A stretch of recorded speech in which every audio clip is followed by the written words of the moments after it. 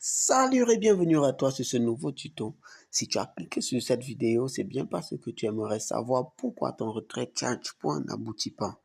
Eh bien, pas de panique. Voici 5 bonnes raisons pour lesquelles ton retrait sur ChargePoint n'aboutit pas. Et j'espère que tu ne fais pas partie du cinquième.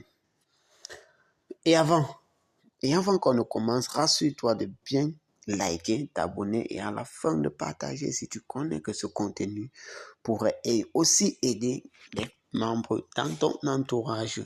Alors sans plus tarder, voici la première raison. La première raison est que tu n'es pas encore membre de la communauté SharePoint, c'est-à-dire tu as installé l'application, mais tu n'as pas encore rechargé ton compte. La deuxième raison, tu n'as pas atteint le quota minimal de retrait, c'est-à-dire les fonds collectés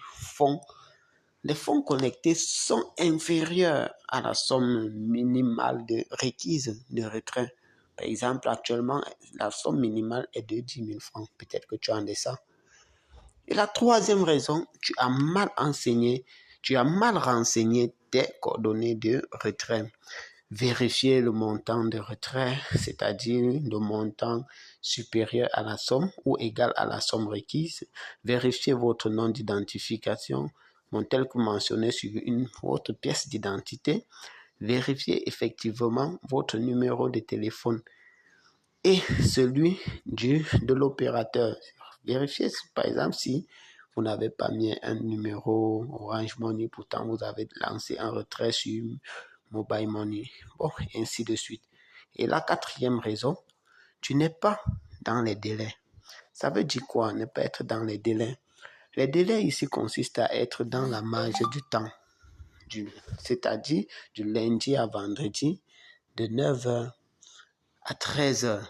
Et voilà, tu as donc peut-être lancé ton retrait avant ou tu as lancé ton retrait après 16h.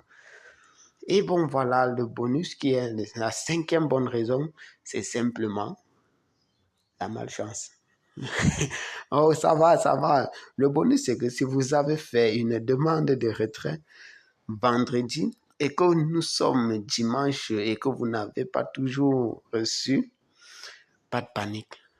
Vous l'aurez lundi parmi les premiers de 9h. Alors, si ce tuto t'a plu, n'hésite pas de liker, de partager au maximum. Surtout de t'abonner pour recevoir très constamment des notifications concernant des tutos tels que celui-ci. Allez, ciao!